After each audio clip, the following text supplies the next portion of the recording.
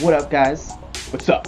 This is Magic Mike and the Swag, and we're coming at you, just continuing our series. Right, we got the Clippers. We're going to talk about the Clippers, and we're going to talk about their all-time squad. Right, so we're going to take our picks for their best point guard to ever play for the franchise, best two guards, small forward, so on and so on, and we're going to add one bench player. Right, so we're going to go their all-time starting five plus one. All right, let's do it. So we're going to jump right into this. Should we go point guard to center? Or do you want to switch it up and you want to go center to point guard, or do you want to start with the bench to point guard? I say let's start off. I think we're going to argue a lot on this one. Where do you want to? Let's start with our center. All right, let's do it. We'll work our way back. So, all-time starting center for the Clippers, Bill Walton. Okay. All right, Bill Walton, injury prone, but when he was healthy, dude was awesome. I mean, just from a leadership standpoint, locker room guy, he could rally the troops and really get everyone playing and motivated. But he was probably the most well-rounded center of all time. He could score in multiple ways. He could shoot. He could pass. He could block shots. This amazing rim protector, could rebound. Had that outlet pass going. And again, he was very vocal and was good at galvanizing a team. Mm-hmm. So Bill Walton, I don't know if there's any argument for that. I don't know. What do you think? I'm going to go with DeAndre Jordan. DeAndre over Bill Walton? Absolutely. Now, I think from a franchise perspective, DeAndre was there longer. And I just believe that DeAndre provided more. Now, granted, they weren't exactly super successful in the playoffs. But year in, year out, you got a good team. Okay. I mean, let's talk about Lob City. This dude has some iconic dunks. He's leading the league in rebounds pretty much every single year. Okay. He's one of the best shooters of all time, field goal percentage-wise. Field goals. Percentage-wise, which makes sense when you're dunking the ball and you're a 7-footer. Okay. I just think he's a more valuable player, and I mean, I really do. And the biggest thing is, he's not injury prone. Now, it's amazing that Bill Walton is, a fantastic player, talent-wise. Not gonna disagree. You made one good point there. But if you can't stay on the court, it doesn't matter if you're the best player in the league. It does not matter.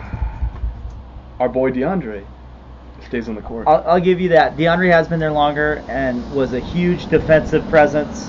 One of the best defensive centers in the league in the 2000s, which isn't saying anything. And you're right, he stays healthy, which is huge. But Bill Walton. DeAndre. All right. I like how you're like, he's one of the best shooters of all time, statistically. He is.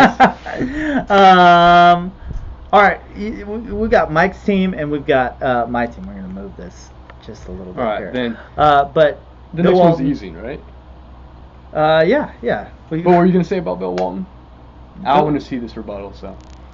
He was just the better player. He was the better leader. Mm-hmm. DeAndre, you're talking about.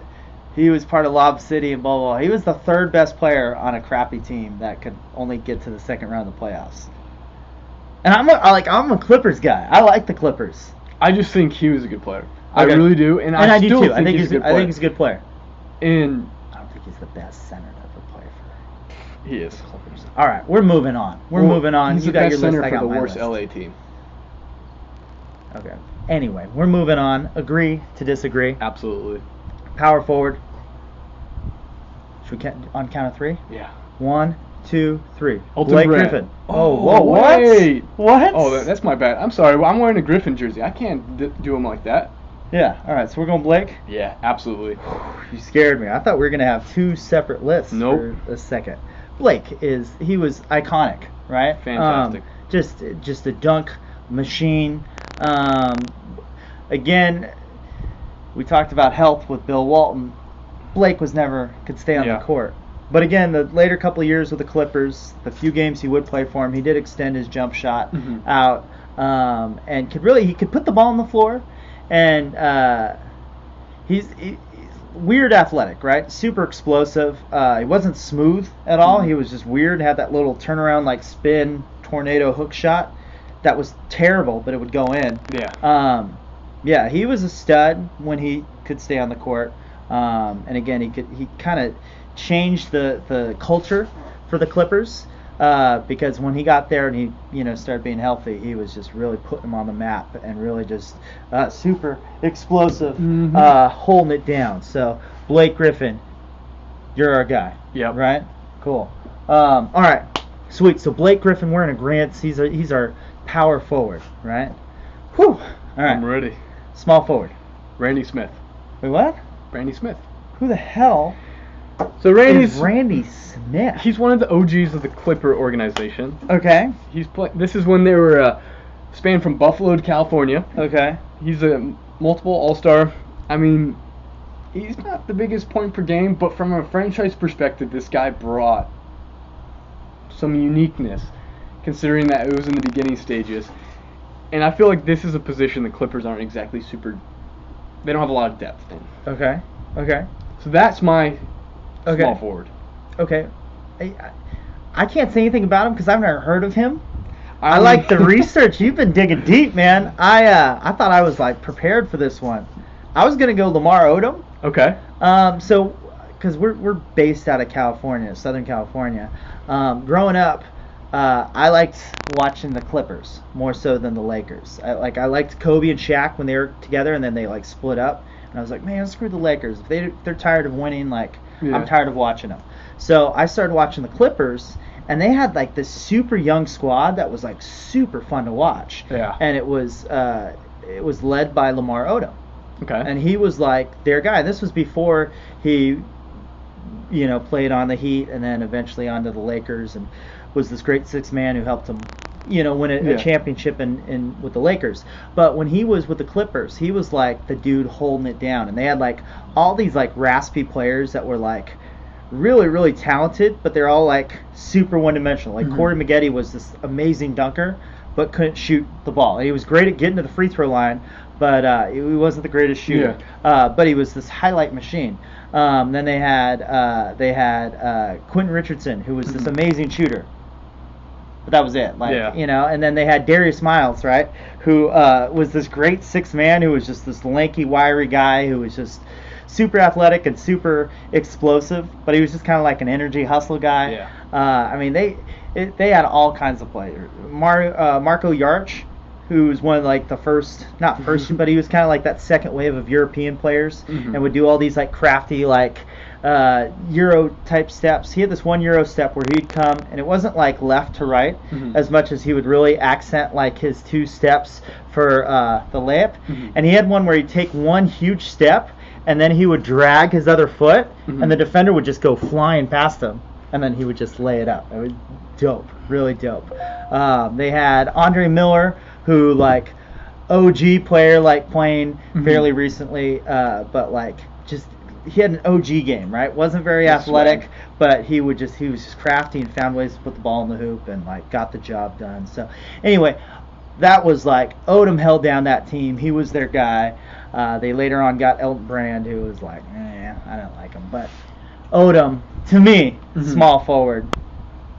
You have your guy Randy. What's his name? Randy Smith.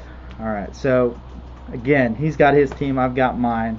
We're just going to move on to our shooting guard. Corey Maggette. Corey Maggette, highlight reel. He was a small forward. But he was, okay. Corey Maggette was a hybrid. He was a two-guard, 6'6". Okay. Who could shoot? He could go both ways. Okay.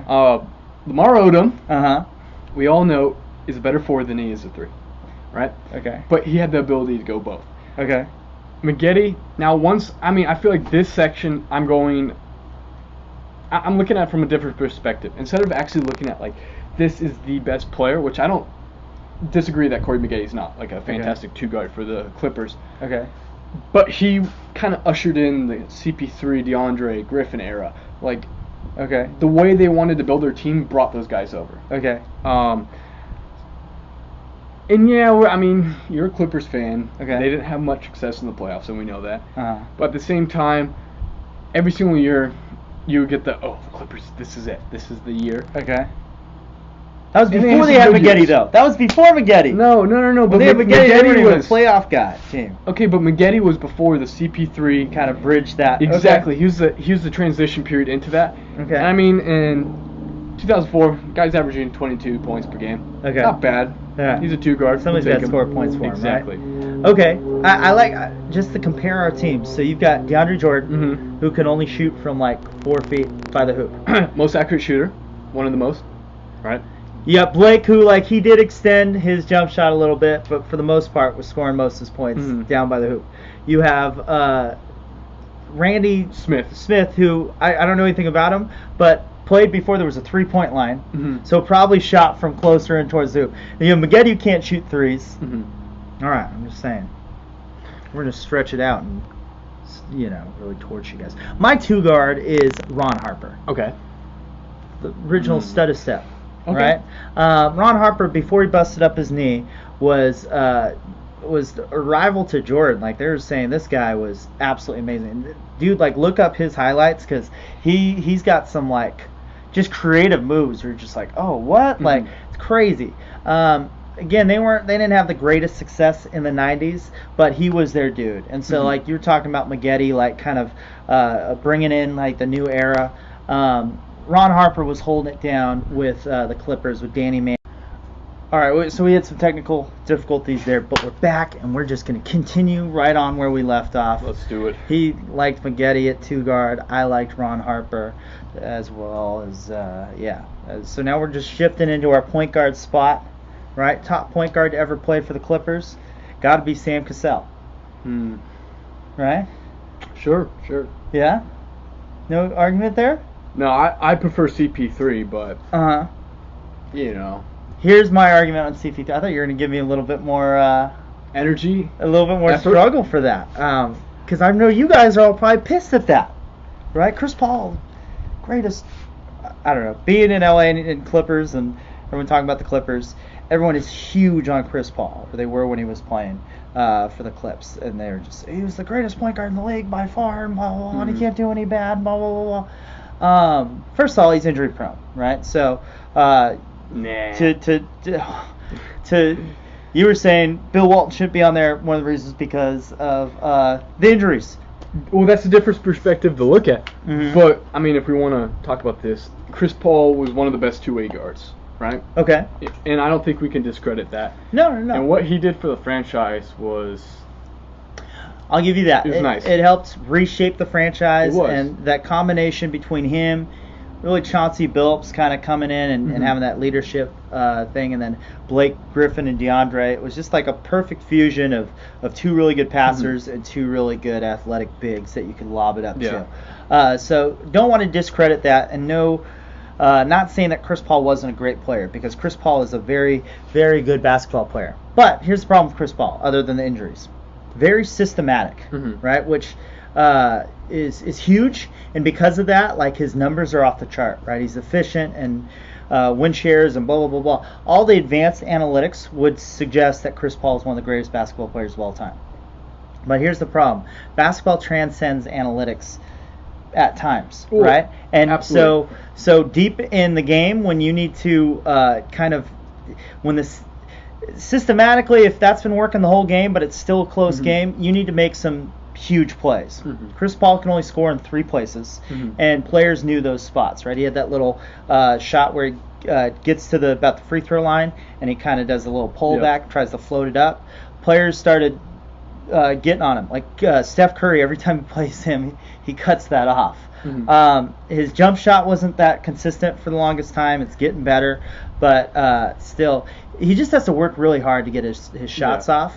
And then he can kind of do like a little tricky layup where he's kind of using his body and flipping it up. But he's got to work really hard for all his shots, and he's super ball dominant. He doesn't like passing the ball, and like he'll get his 10 assists a game, but he only passes it like 12 times a game, right? And so like he'll do his little pick and roll. If the defense collapses on him, he throws up the lob, or if they pop out, he'll pass it. But only if they're wide open for an easy shot. That's the only time he's going to pass it. And if they play off of him, he's going to score himself. But he doesn't run an offense. He doesn't pass and cut. He's very ball dominant, and the problem with that is defenses kind of fixate on him, and once they kind of lock him up, whoever's individually guarding them gets tired, but the rest of the defense is fresh the entire game. So, no disrespect. That was a long rant on why I don't like Chris. Why I don't think he's the greatest. So when push comes to shove, it's what can you do in the playoffs? Chris Paul can't do anything in the playoffs, right? He always cracks under the pressure, or he gets hurt. Sam Cassell. Now, Sam Cassell is one of the most underrated players of all time. He was a winner. He was crafty. He had this great move where he'd come at you full blast, and he'd take one strong, quick step, and then the defense would back Hold up, on a second. and then he'd pull up and hit it. I got to see the move again one more time. He's coming full blast, and all of a sudden he takes one long stride, and then just kind of stops, and the defense gets pushed back, see, pulls up. The second time I felt like I could read it because you didn't actually, the effort wasn't there. The first time I felt like a fantastic move. Second time I felt like I could, strip you. That's because I'm not Sam Cassell. Sam I am, right? The alien, right? He's just so crafty, so good. But anyway, he's just a leader. He knew how to work the right buttons to get people playing right. Did all the little things that would get the job done. Think like Marcus Smart. Marcus Smart on paper doesn't look good, right? When you look at his stats and analytics, it's like, man, this guy's a liability. We can't have him out there. But he's a winner, and when you watch him play physically, he does all those little things and has all those little plays that really helps you win a game. That was Sam Cassell, but he was that, but even better. And so, again, the reason I would put Sam Cassell over Chris Paul, he took him further in the playoffs. Well, if we're gonna a little side tangent on that, so we look at Marcus Smart, and like you said, stats. The dude's not putting up 15 points per game. You get paid based off how many points per game or assists you get, right? That's how contracts are mainly based off of. Sam Cassell didn't get paid as much as Chris Paul. Marcus Smart, when he is on the court, the Celtics are so much more efficient versus when he's not. Okay. And I believe this stat transcends like every single player of who's the most valuable player physically being on the court. Right. Marcus Smart is such a great player. For what he provides, and it's more than that. Right. But he's never going to get looked upon as being one of the greatest Celtics of all time because he's not averaging 25 points per game. Right. He can't really shoot the most. He's not the best shooter, and he can't shoot threes. But what he provides is, the grit, the guts, the defense, some offense. That's so valuable, and it's exactly what you're saying. Like CP3, point guard wise, fantastic point guard, right? But he's missing elements of the competitiveness, the ability to win, the leadership. A lot of people have issues playing with him, and I agree with you right off that. And this list I felt like was one of the most interesting ones. Okay. Just because, with DeAndre, it's the same thing. It's like DeAndre brings that consistency that DeAndre's going to get you 14 points per game. You're going to get like 12 points from him in like 2 blocks. Right. It's rare when DeAndre gets like a 25-point game. You don't expect that from him, but nobody's passing him. Exactly. He's consistent. And you have players like you said with Sam Cassell that, hey, he's transcending the second round of the playoffs. And I think the Clippers are such a unique franchise that allow that. Right. Well, that's okay. So that's my rant again. Chris Paul, awesome player, great player. But if I had to build my team, my all-time Clipper team, I would pick the guy who I think would help galvanize the team together more. And again, I think Chris Paul is an amazing competitor, but I think he just tries to put too much on his shoulders, and because of that, he tends to get hurt a lot more than he probably should, and he limits his team overall. So now we got our 6th man, right? And so I'm going Bob McAdoo. Okay. Bob McAdoo was the original stretch 4, right? He led the league in scoring one year. He was back when they were in Buffalo. He was an MVP one year. He ended up winning a couple championships later on in his career with the Lakers. But when he was with the Clippers, he could stretch the floor out and really just changed up the game, right? Because again, people weren't stretching the floor out. He played before the 3-point line, so it wasn't, why are you shooting from that far back? But again, it spaced the floor out, and it really changed up the game. He was really a pioneer, and you look at like the Dirk Nowitzkis now, and the Marcus Aldridges, and the Kevin Loves, and really all the power forwards now and centers are really, they have to stretch out and hit the long ball. Bob McAdoo originated that. Again, led the league in scoring one year, was their star player. I feel like we got to give credit where credit's due. Maybe not as iconic of a Clipper as Big Blake, right? Because Blake just posterized people and really just took that franchise to a whole nother level as far as visibility, and kind of instead of being the crap Clippers, they were this exciting, fun team with the moniker Lob City. So Bob McAdoo's my sixth man. No What do you complaints. think? What's that? No complaints. All right, I'll cool. take it. All right, so those are our that's our team. Again, there was a few little hiccups, disagreements, however, whatever. Comment below. See whose team you like better. Let us know what your team would be and where we kind of missed the boat a little bit. And subscribe below, because we're just going to keep this series rolling. The teams are just going to get better and better and better, and there's going to be more and more. I don't know. It's going to get more exciting. Let's Yeah. put it that way. All right. So tune in next episode. Peace.